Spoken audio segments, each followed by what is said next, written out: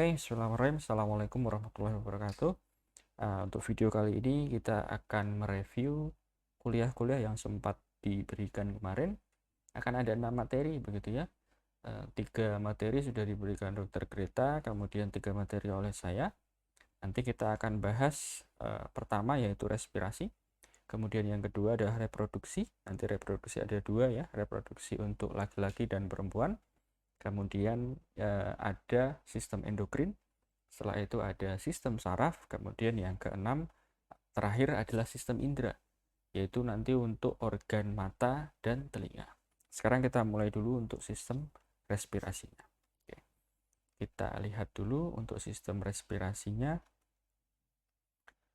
Oke, untuk kuliah sistem respirasi, ini adalah tujuan yang perlu kita pelajari adalah anatominya dan juga fungsi. Karena anatomi dan fisiologis itu sangat erat kaitannya. Ini ya, untuk respirasi sendiri artinya adalah pertukaran udara ini. Kemudian dari alveolus ke pembuluh darah, nanti di pembuluh darah akan dibawa ke jaringan, di mana pada jaringan oksigen yang dihantarkan tadi akan digunakan untuk metabolisme. Saya lanjutkan, nah ini fungsi ada banyak ya. Pertukaran gas tadi sudah disebutkan. Produksi suara ya, karena suara itu dihasilkan pada saat ekspirasi ya. Jadi respirasi kan terdiri dari 2 kegiatan, yaitu ekspirasi dengan inspirasi. Sedangkan kamu kalau bersuara itu adalah pada saat ekspirasi, mengeluarkan udara. Kemudian penghidu atau pembau, ini pada saat inspirasi kamu bisa mencium bau yang ada pada udara. Ini terutama nanti pada rongga nasal ya, di bagian pars olfactory, yaitu untuk menghidu atau membau. Kemudian pH darah juga bisa membantu sistem respirasi, karena ada yang kita kenal dengan asidosis respiratorik misalnya begitu, atau alkalosis, yaitu asidosis itu menyebabkan tadi ya, darah itu pH-nya menjadi asid lebih rendah. Sedangkan kalau alkalosis itu pH darahnya akan menjadi lebih tinggi gitu. Ya, pH alkalosis atau alkali. Kemudian bisa juga regulasi aliran limfa, pembuluh vena, kemudian peningkatan tekanan abdomen. Nanti akan membantu pada saat pengejan. Lanjutkan lagi, organ pada sistem respirasi itu ada banyak. Di sini kita mulai dari organ yang pertama. Kalau kamu bernafas kan menggunakan hidung ya.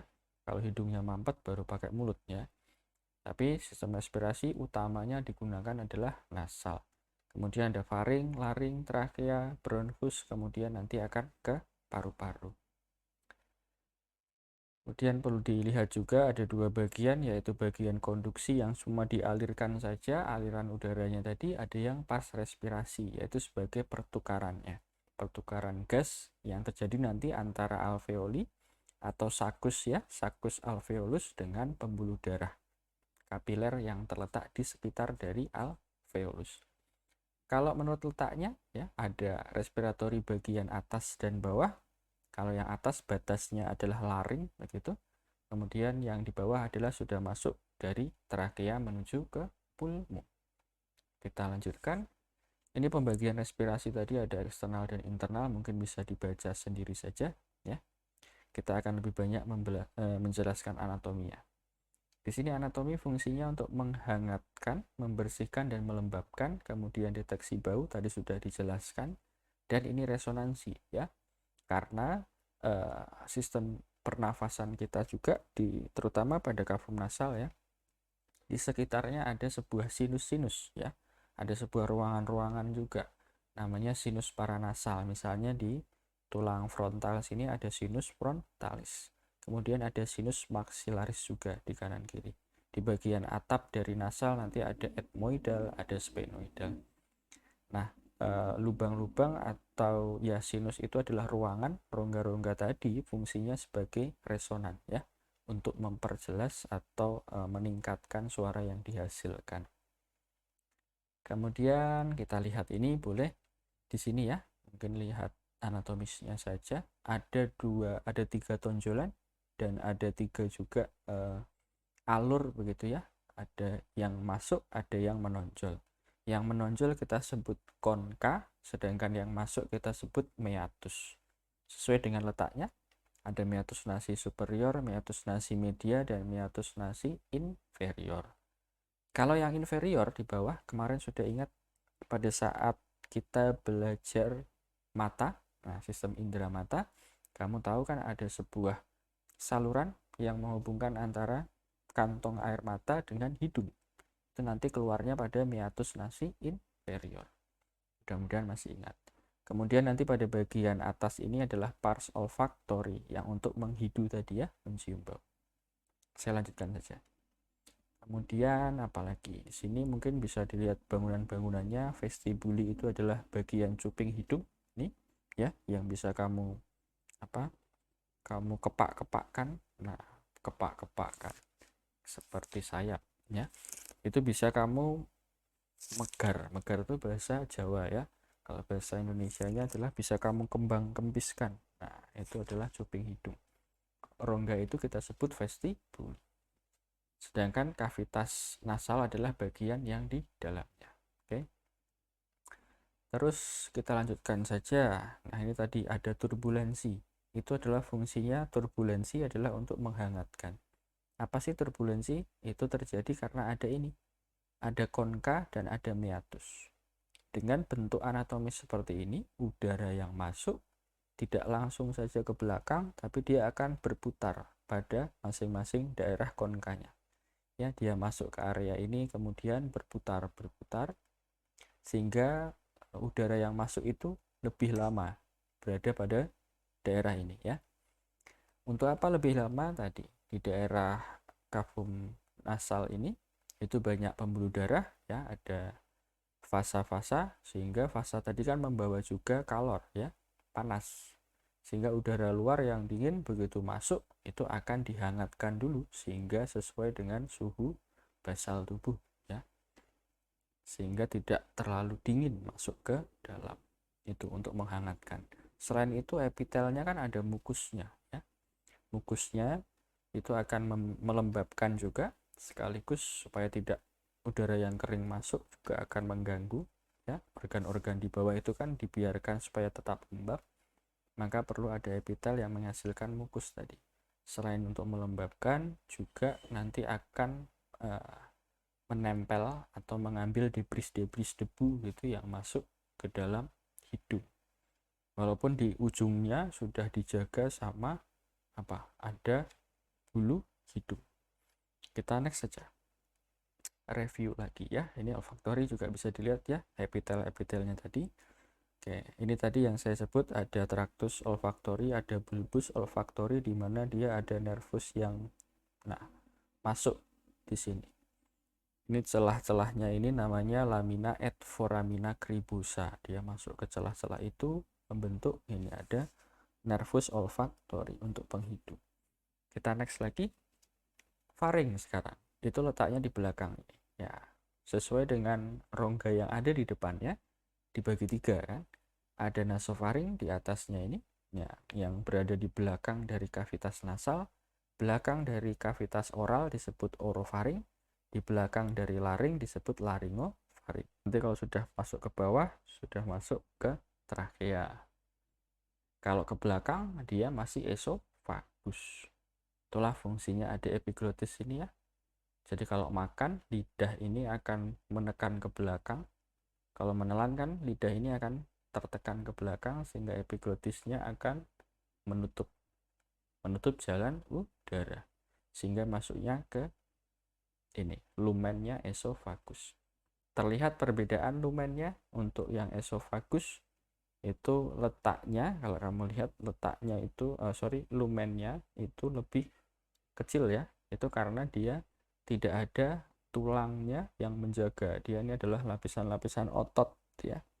Nanti karena ada gerakan-gerakan, kalau kamu tahu gerakan peristaltik itu dari esofagus. Sedangkan kalau di trakea di depan ini akan dijaga oleh kartilago trakea, ada kartilago tiroid, krikoid, dan yang lain, supaya dia tetap terbuka. Karena respirasi itu kan berjalan terus-menerus, baik kita tidak sadar, misalnya pada saat kita tidur tetap kita bernafas, maka jalannya udara akan selalu dibiarkan terbuka. Next saja. Nah, ini laring, silahkan dilihat ada tiroid yang paling besar yaitu jagunnya ini ya. Nah, kemudian ada epiglotis di sini. Ini kalau dari belakang, kalau dari depan.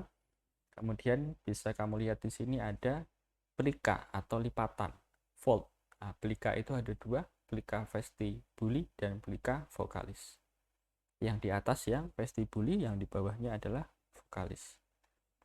Kemudian ini kartilagonya silahkan dipelajari juga nanti ya, apa saja. Ini epiglotis, ada tiroid, krikoid yang di belakangnya ini gitu.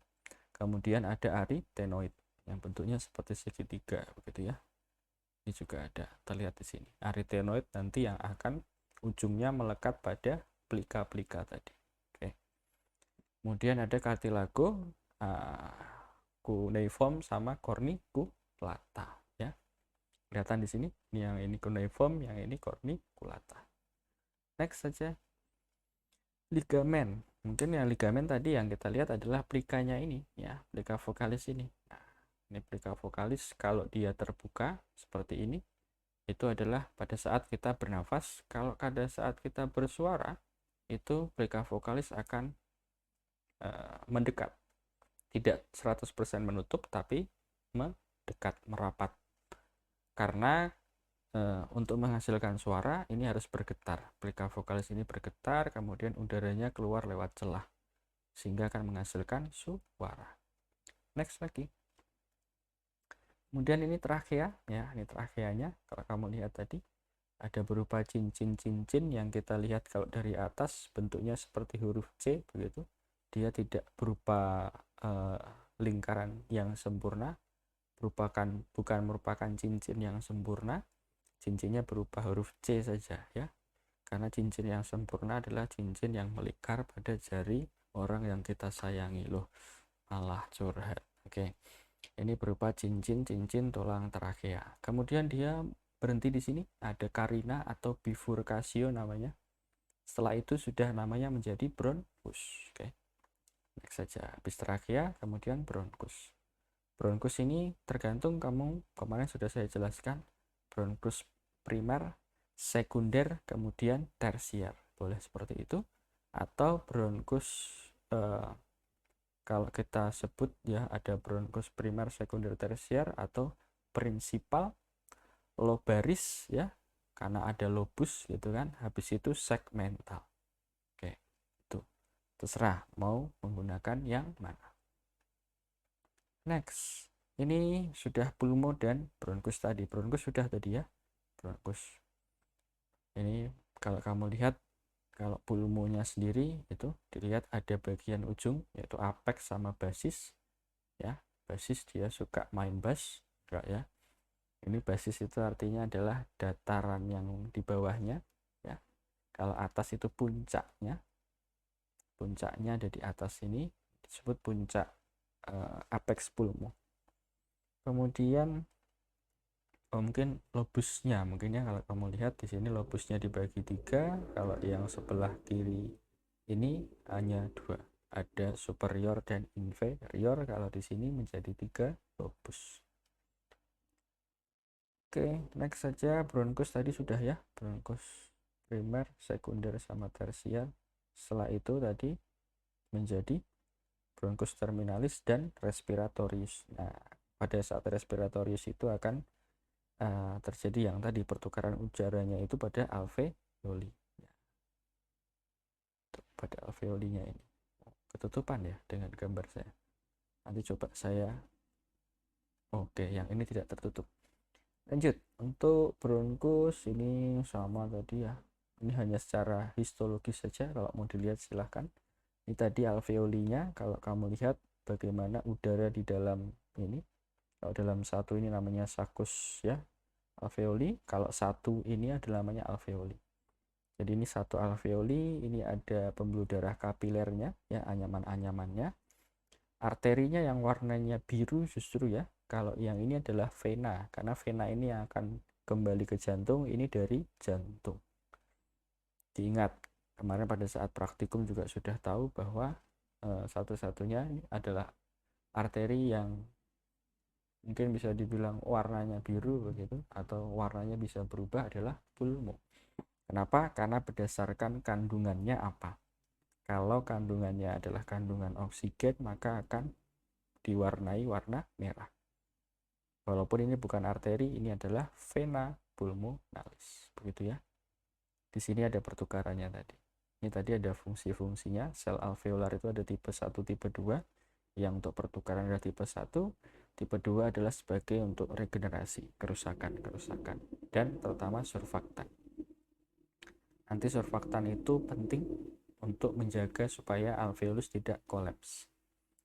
Oke, kemudian apa? Ada sel makrofag juga, sistem imun ya. Boleh kalau mau dilihat secara histologisnya. Kemudian pleura. Pleura ini lapisannya kan, lapisan yang di antara dinding torak dan juga di antara atau di luar dari pulmu.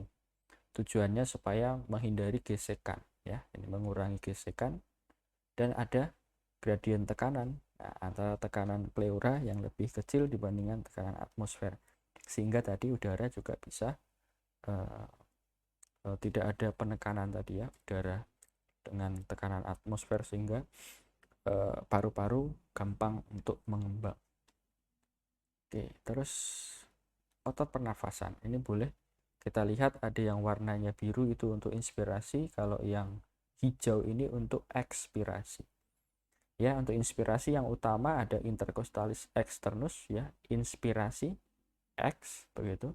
Jadi kalau in adalah intercostalis externus, sedangkan kalau yang ekspirasi adalah intercostalisnya internus. Dibalik gitu ya. Nah, tadi ini adalah intercostalis externa, dia kan seratnya seperti ini ya, sehingga akan membantu mengangkat kosta. Kosta terangkat, rongga dada semakin lebar. Kalau kostanya turun, rongga dada semakin menyempit. Nanti juga diafragma di sini juga ada ya. Diafragma kalau untuk inspirasi kan butuh rongganya melebar, maka diafragmanya akan turun. Diafragmanya akan kontraksi.